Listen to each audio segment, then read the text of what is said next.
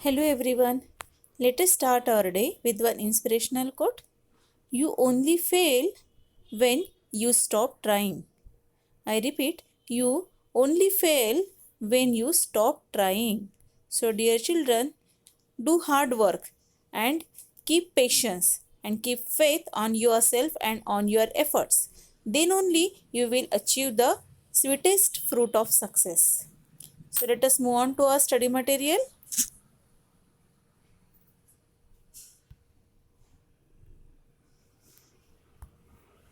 So in our last video, we have seen how to convert the meters into decimal form. Okay. So now in our next topic, in our next question, we will see how many centimeters and how many millimeters for the given unit. Okay. Now the given unit is 6.9 centimeters. So how will you convert it into centimeters and millimeters? Let us see. Now the whole part is a centimeter, and the remaining fractional part is a millimeter. Okay, now you have to keep this in 2-digit form. Okay, so every time you know that we keep the fractional part in 2 digit. So 9 means 90, 0.9 means 0.90. आप whole number में left hand side पे कितने भी zero बढ़ा सकते हैं, वैसे fractional part में राइट हैंड साइड में कितने भी जीरो बढ़ा सकते हैं to make the number of digits appropriate. So यहाँ पे मुझे 2 digit बनाना है, that's why I am making 10 here. So it will be 90. So whole part को हम क्या लिखेंगे, सेंटीमीटर, और फ्रैक्शनल पार्ट को लिखेंगे millimetre. Okay, so 6.90 millimeter. Next 20.4 centimeter. So whole part is 20. So 20 centimeter and 4. Okay, 0.4. इसको भी 2 digit बनाएंगे. So it will be 4040. So 4040 millimeter. Next 0.8 centimeter. Now the whole part is 0. That's why 0 centimeter.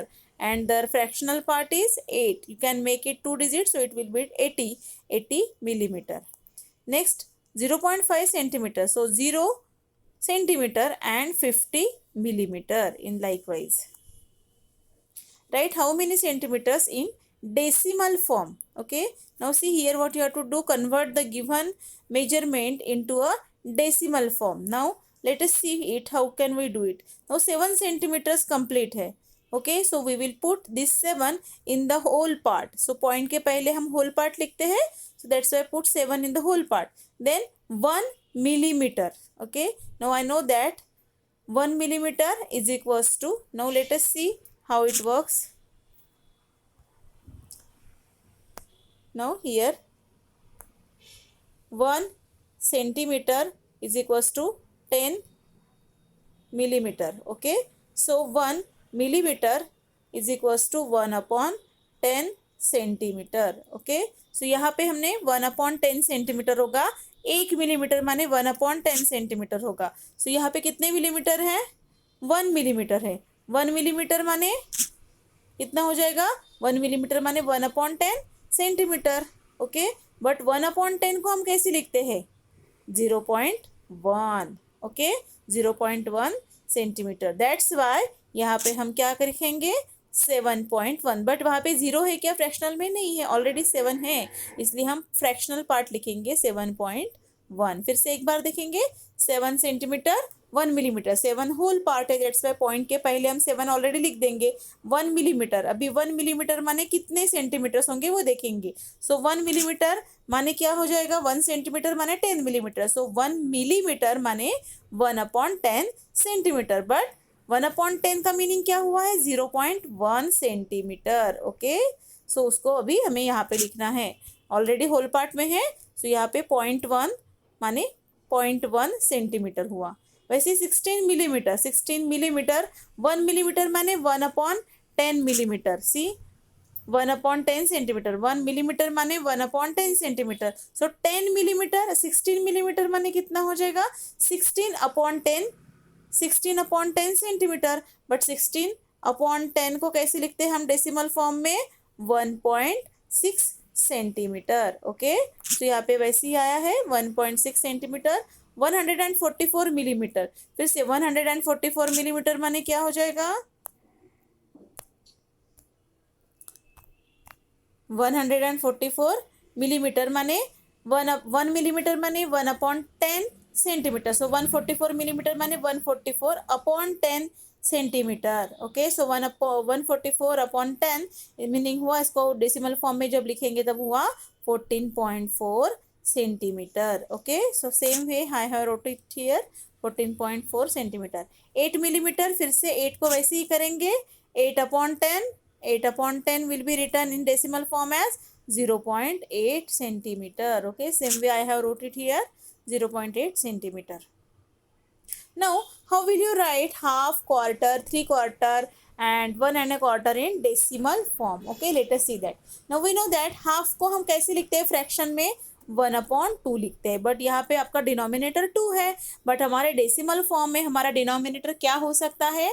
10 हो सकता है, 100 हो सकता है, 1000 हो सकता है.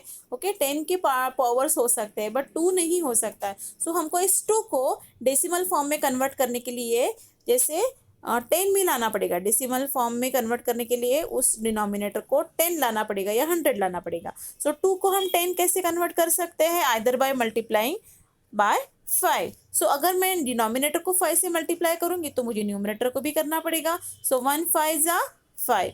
What it will B? 1 5 जा 5 एंड 2 5 जा 10. सी, अभी ये इसका इक्विवेलेंट फ्रैक्शन है विद द डिनोमिनेटर 10, माने डेसिमल फॉर्म हो गया इसका ये. नाउ ये फ्रैक्शन अभी हम इसको डेसिमल फ्रैक्शन को अभी डेसिमल फॉर्म में हम उसको कन्वर्ट कर सकते हैं. सो 5/10 माने 0.5.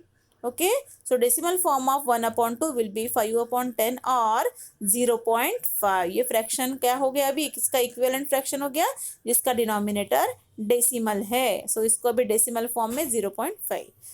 दूसरा वे क्या हो सकता है? और दूसरा 10 हो सकता है, हम उसको 100 में भी कन्वर्ट कर सकते हैं. For making it 100 I need to multiply this 2 by 50. So 50 भी करके देखा मैंने.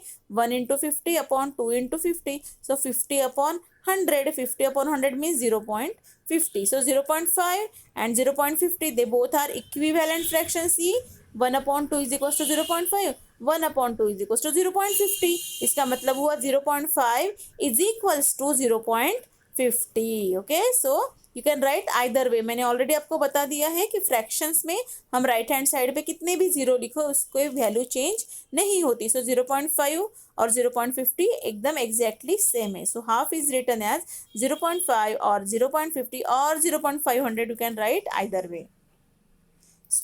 Now quarter is written as 1/4. हमको पता है क्वार्टर को हम 1/4 लिखते हैं. अभी 4 को हमें डेसिमल फॉर्म में 4 करना है, तो 4 को हम 10 बना सकते क्या? नहीं बना सकते. 10 नहीं बना सकते तो फिर 100 बना के देखेंगे. 100 बना के देखेंगे. सो 4 को क्या करना पड़ेगा? सो 100 बनेगा. 4 को 25 से मल्टीप्लाई करेंगे सो it will become 100. So numerator को भी करेंगे. सो 1 × 25 and 4 × 25. So 1 × 25 will be 25. 4 × 25 will be 100. Now this fraction has the denominator of power of 10. Now it is a decimal fraction. अभी हम इसको convert कर सकते हैं.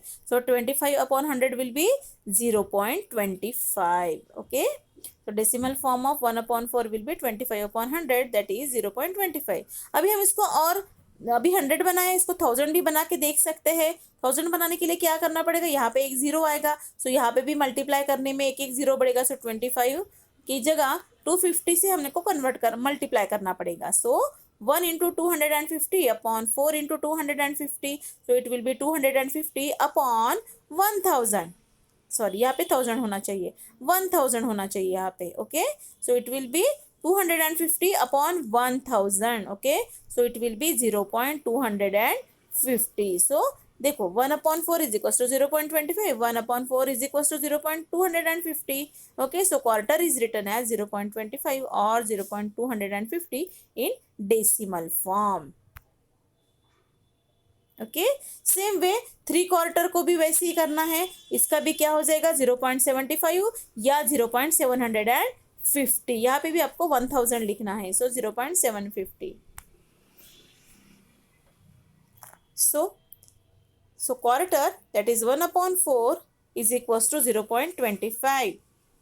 3/4 is equals to 0.75. Okay 3/4 is equal to 0.75। So जब भी क्वार्टर आएगा उसके लिए फ्रैक्शन क्या लिखोगे 0.25। होल पार्ट है तो होल पार्ट में लिखेंगे, बट फ्रैक्शनल जो है वो हमेशा सेम रहेगा। Okay so for example 3 whole and 1/4, जैसे मिक्स फ्रैक्शन होता है ना हमारा 3 1/4, इसको कैसे लिखेंगे 3.25। सो वैसे 3/4 जो है उसके लिए हमने क्या लिखना है 0.75, और हाफ के लिए हमें लिखना है 0.5। So 1 1/4 will be one whole. See, one is a whole part, so it will sit in the whole part. So 1.25 हमने अभी देखा है, क्वार्टर के लिए हमको 0.25 लिखना है। Then 1 1/2, so one whole part है, so it will come in the whole part, and half will sit in the fractional part, so 1.50। 1 3/4, so यहाँ पे 3/4 जो है उसको हम 0.75 लिखेंगे, 1 will sit in the whole part, so 1.75। 17 1/2, so 17 यहाँ पे whole part में है और half fractional part में, so 17.50। okay, so write down everything in your maths copy. Thank you.